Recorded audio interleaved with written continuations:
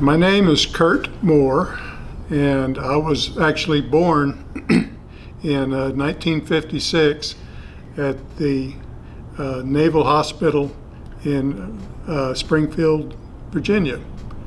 And the reason I was born there was because my father was chief of security at the chief of naval security at the Pentagon, and so that seemed to be the closest hospital, Fort Belvoir Army Hospital, actually.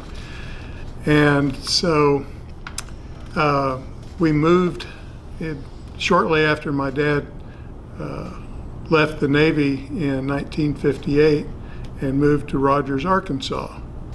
And there was always puzzlement between me and my siblings why we moved to Northwest Arkansas out of all the places they could have moved to.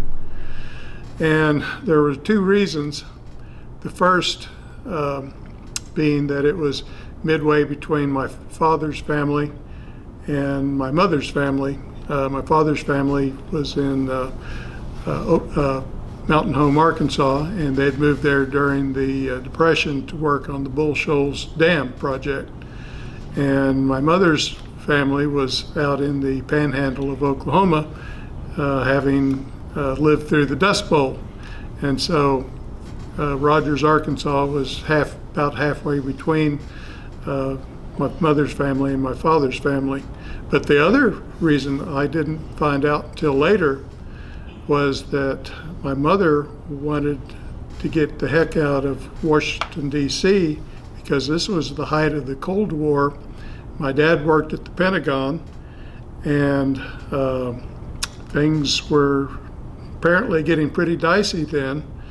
And so they were looking for a place that if the bombs started flying, it was most likely to not get hit. And that came up as Rogers, Arkansas. And so we bought, they bought a farm out east of Rogers on Old Highway 12. And I presume they did it with the knowledge that Beaver Lake was coming in, because we only lived there a couple of years before the Corps of Engineers bought us out, and the house is now currently under about 40 feet of water. And it was close to the Beaver Prairie Creek swimming area. And so we lived variously in town and on different farms as I was growing up, and went through the Rogers school system and Rogers High School and graduated there in '74, and did a couple of years at the University of Arkansas before dropping out, and went into, at the time, the second year that Northwest Votech in Springdale was open, and I took auto mechanics and graduated, and spent the next 20 some years working on cars. And then a position opened up at what was then Northwest Votech, but is now Northwest Technical Institute, for automotive instructor, and I put in for the job and got it. And so that was one of my welcome back Cotter moments, where I went back to the place I'd gone to school and graduated at, and I worked there for 7 years, and an opportunity in Huntsville opened up as a shop teacher there. So I went there and worked for 7 years, and then opportunity at Rogers High School, or Rogers Heritage High School, opened up. So I finished up my career 3 years there. So I had two welcome back Cotter moments, one at Northwest Technical Institute and the other at Rogers High School, which was also Rogers Heritage. So what was Rogers High School like when you went back in the 70s? Oh, it was completely different than what it would be now. For one thing, the old campus at what is now the Rogers Heritage site had open hallways, and so anybody could walk in on campus with no impediment at all.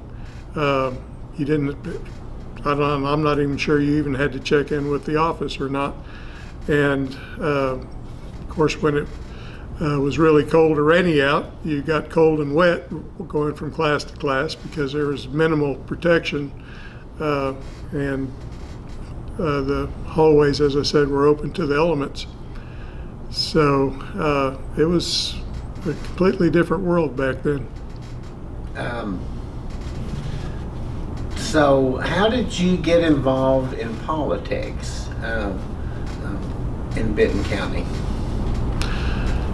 Well, the thing that got me actually interested in politics to begin with was I'm an avid motorcycle rider, and I got in with a group called ABATE, which stands for Arkansas Bikers Aiming Toward Education. And their big thing at the time was fighting the state helmet law for motorcycle riders.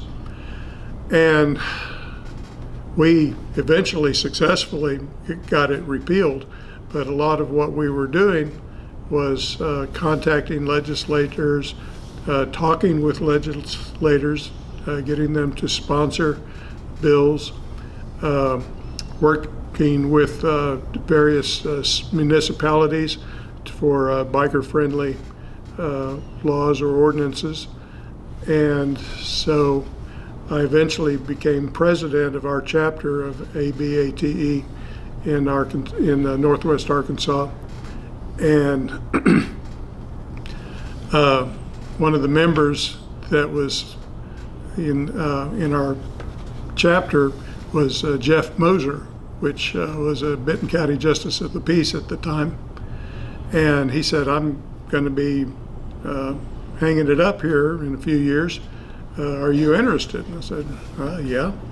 So he said, well, you probably need a little bit of experience. So I ran for a constable in my township, Yale Township, in 1996 with no opposition.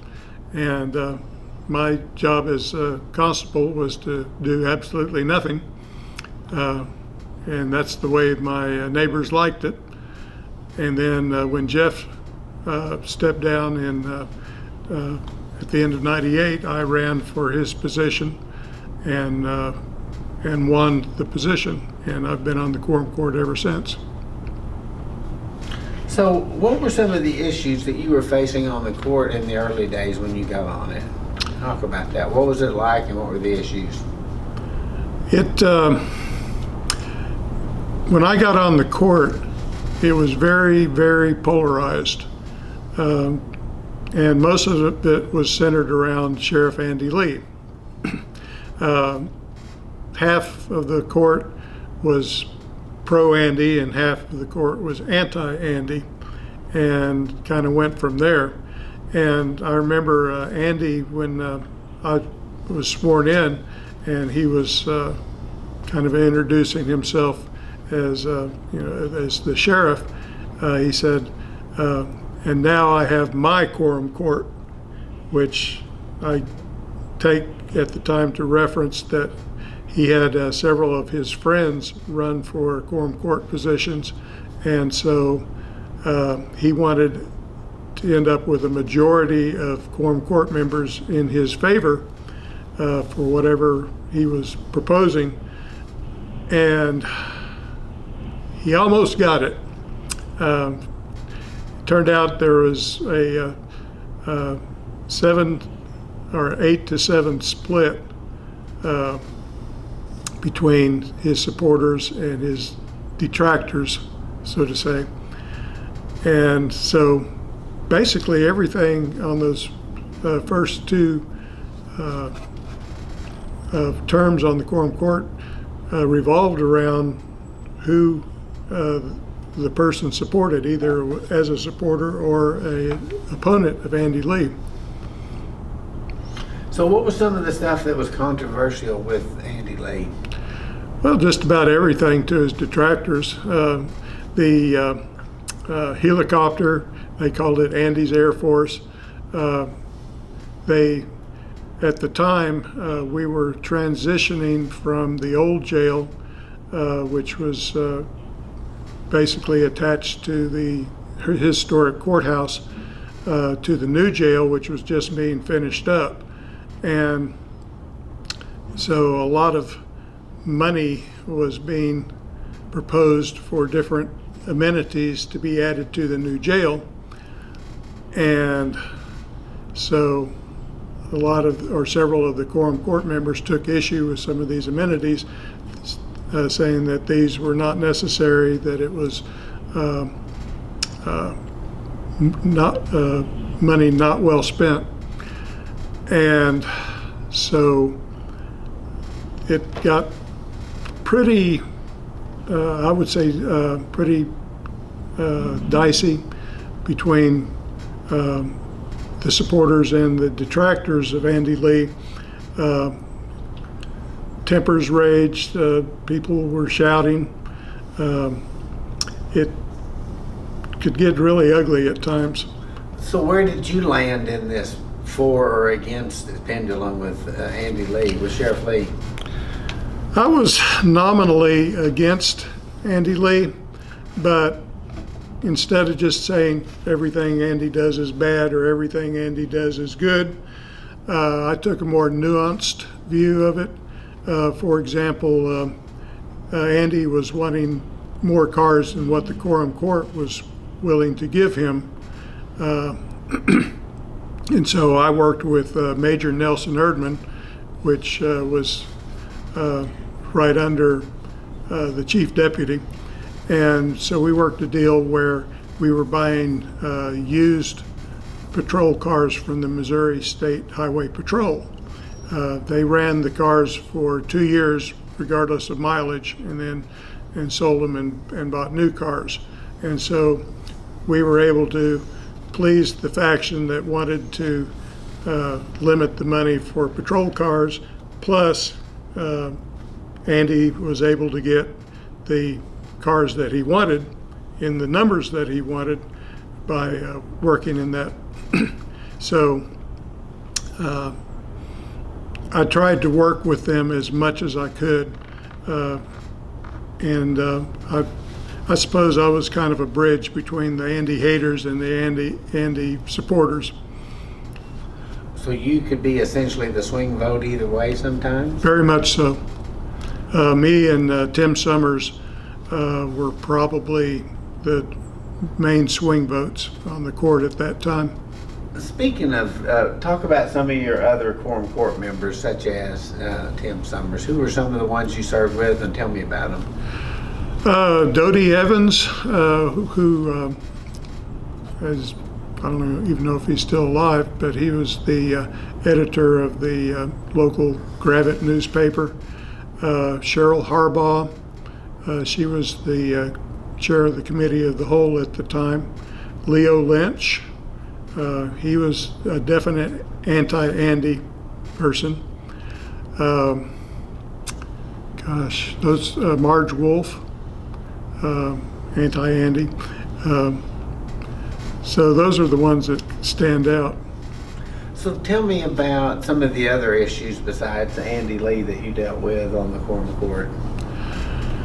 Well, shortly thereafter, and this is kind of attached to Andy in a way, the county judge that came in when I did, Dr. Kerry Anderson, was a definite anti-Andy person, and he brought in a couple of administrative assistants. The girl's name was Stephanie, and I don't remember the young man's name, but he became the first IT director in Benton County. And 1999 was okay, but things just completely blew up in 2000. Apparently, these individuals that he brought in with him that I just mentioned were getting into areas that were none of their concern. And I'm talking about the judges and the courts and the sheriff's office and and other elected officials. So I don't remember the details of all of that at the time, but it came down to Robin Green, who was the Benton County attorney at the time, telling Judge Anderson that you either resign or we're going to prosecute you. And I'm not sure exactly what they were going to prosecute him on, but he went ahead and resigned. And so the Andy and pro and anti-Andy faction came out again. J. Travis Harp and Gary Black were pro-Andy, and Marge Wolf was against Andy, and they were both wanting the rest of Kerry Anderson's term. And it turned out that by one vote, Travis Harp became the interim county judge, and then later become the administrative assistant under Gary Black. But some of the other things that were going on at the time involved the planning board, and there was a large project out east of Rogers of wanting to build a large condominium project, like 20 stories tall or something like that. And so they had, the planning board had originally okayed it, and then it was appealed. And at the same time, there was, in my district, there was a rock quarry project that was under consideration. And there was a night, and I'm thinking 2004, where we had they mistakenly, in my view, put the two appeals on the same night. And we had a appeal board meeting at the NWAC, I don't remember the name of the center, auditorium, and it ran until 5:30 in the morning. So the group I was with and was helping represent didn't get their matter heard until about 3:30 in the morning. And so something like that would never happen in the current climate in Benton County. But back then it was kind of the wild, wild west of Benton County becoming less of a rural county government and more of a urban county government. You had said before that the court was mostly Republican when you were on there, and were the issues ever really partisan, or was it more urban city that you... I would say it was more urban city, because we had the whole spectrum of Republicans, some that would be more like Tim Summers, who is a conservative Democrat and served on the court until I think 2008. And then you'd have your firebrand hard right Republicans as well. But typically most of the JPs were somewhere clustered in the middle, either slightly liberal or slightly conservative, but mostly middle of the road. Pretty much as it is now, actually. Well, are the discussions on issues, does partisan issues ever come up, or is it usually the city-urban split? Mostly city-urban split. I'm not really familiar with anything that has come up lately.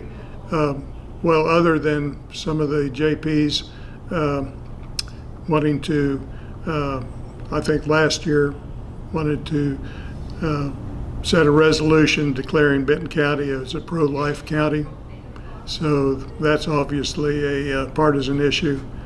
And but those are kind of few and far between. Mostly we're dealing with budget issues and other issues that would be more like what you'd encounter in a city council, which is nonpartisan as well. You've talked earlier about some of the judges that you've worked that were leading the court. Tell me a little bit about what Gary Black was like, and then a little bit about later about the current Gary Black, in my opinion, came in. He had just retired from Walmart, and he was a shirt sleeves executive, what I would call not a suit and tie executive. He had been in charge of distribution centers and other large infrastructure type duties with Walmart. And so he came into the court not ever having worked in government before. And so he figured, in my opinion, that as county judge, I'm the boss, and my way or the highway. And of course, the Quorum Court kind of, at the time, politely gave him the middle finger on that particular course. So he was pretty rough around the edges when he came in, but later became a very, very good county judge as far as I'm concerned. So what were some of the things he did differently that made him become a better judge? He looked for, he got to the point where he was looking for consensus with the Quorum Court before he jumped off the deep end on a project. One of his favorite things was to get halfway into a project and run out of money and said, well, we got to finish this project, but I ran out of money. And the Quorum Court says, well, you didn't come to us in the first place, so why should we give you more money to finish this project? And so later on, he would come to the Quorum Court first. I want to do this project. I'm going to need X amount of money, and let the Quorum Court go through the appropriation process before he got started on it. So that's one of the things that jumped out probably the most as being different between when he first came in. And then after him? Dave Bisbee became county judge for one term, and I think was unfairly castigated for not being a very good county judge. But Dave Bisbee ran into a lot of issues right at the very first. The first thing that happened, and this was on his very day he was inaugurated, was that there was a major tornado on New Year's Day, one that wiped out the little town of Cincinnati south of Siloam Springs. And so there was some debris damage in Benton County as well. And so on his very first day in office, and then that was also the same year as the ice storm. And so he'd only been in, like a month and a half before we had this horrible ice storm, which crippled all of northwest Arkansas for quite some time.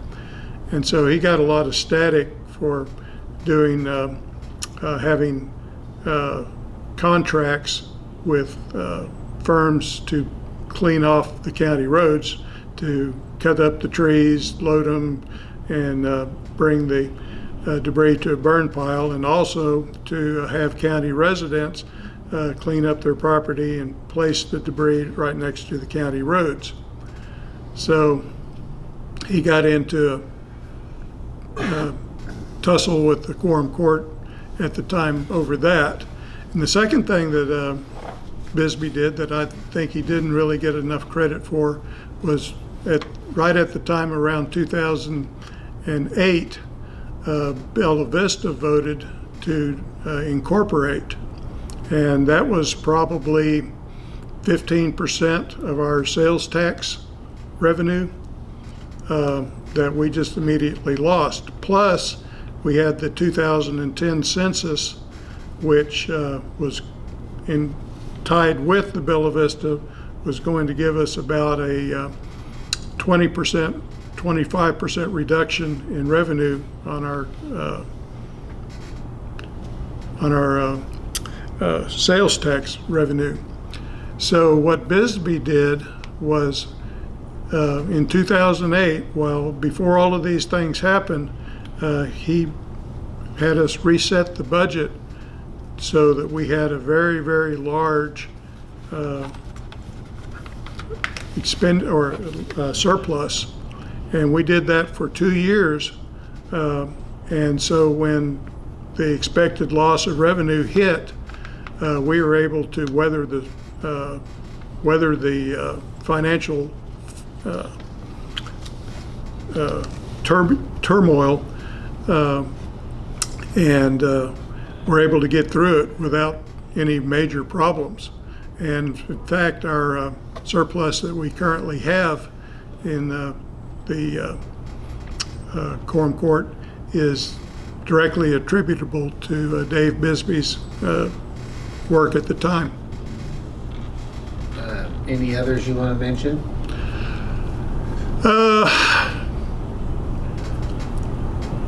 I think the current Judge Barry Mooring is probably one of the best that we've had in my experience, because he has the managerial experience working for large corporations, and he spent 2 terms as a justice of the peace, so he knows how things are on the justice of the peace end of things, and so he can work with the Quorum Court a lot more effectively than most of the other county judges have in the past. Can you give some examples of how he's really worked well with the court? I would say mostly he lets the court, he doesn't try to ram his desires down our throats, so to speak. He lets the Quorum Court go through the processes necessary to achieve what he is wanting done without undue interference on his part or undue lobbying on his part. One of his favorite lines is, this is your decision to make. I'll try to facilitate it in any way possible, but it comes down to you making this decision, and me and my staff are here to support you.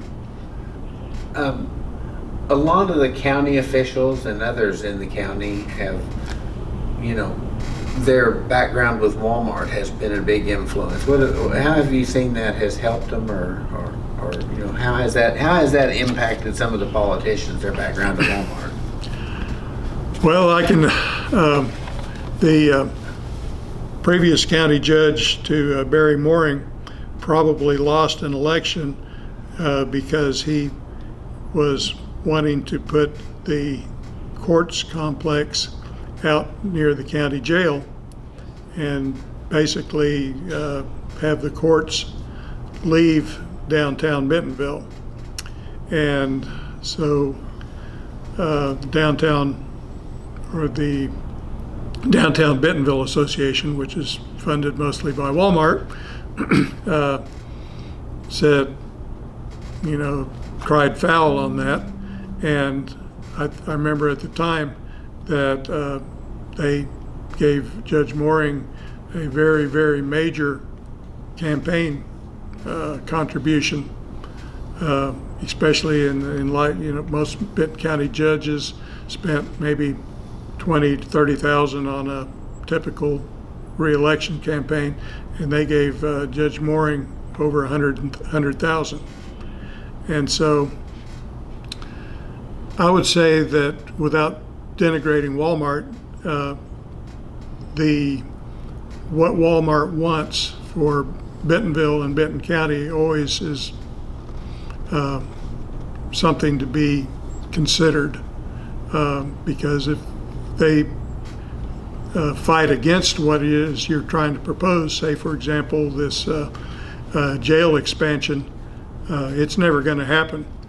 So you have to get them on your side if you want to get anything meaningful passed in Benton County. So the big issues you're facing now, is that pretty much it? Tell me about that and what are the issues today?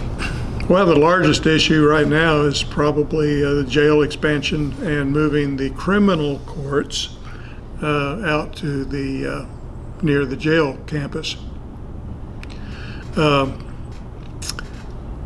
As opposed to what we went through before, we were wanting to build a large court complex right off the square in Bentonville, and the voters resoundingly voted that down.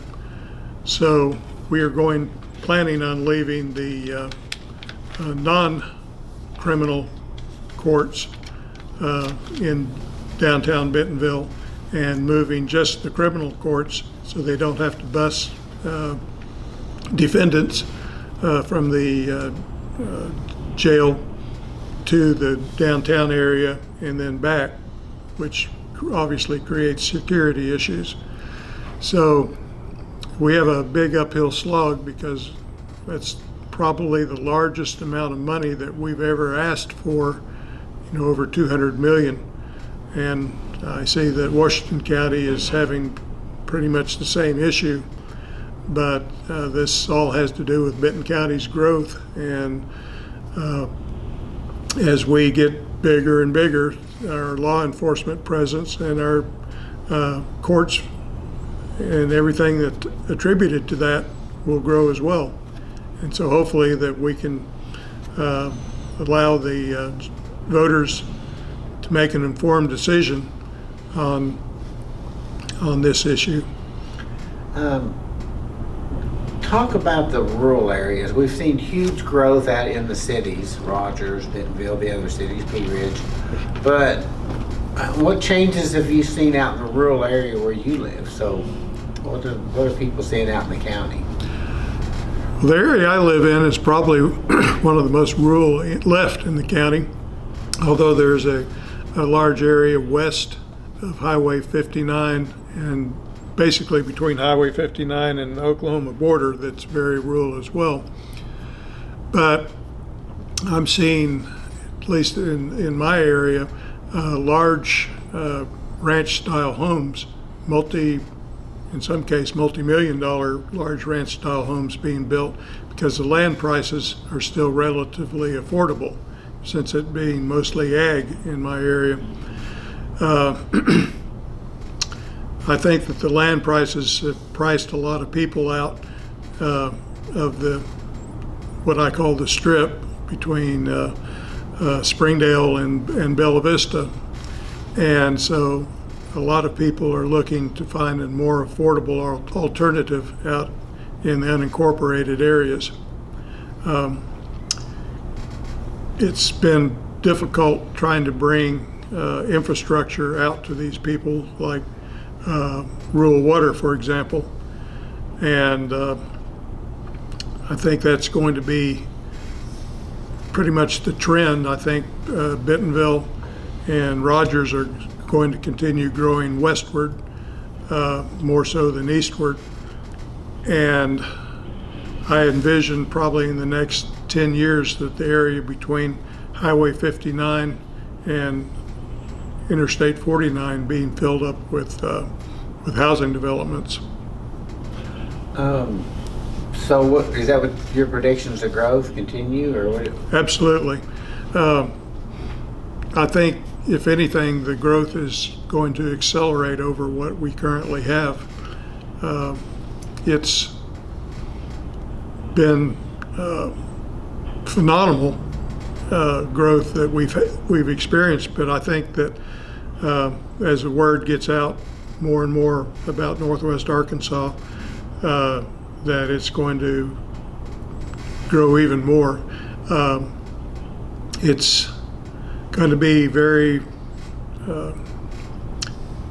difficult for the county or the leaders in the cities and the Northwest Arkansas Council and the planning or various planning boards to accommodate this growth.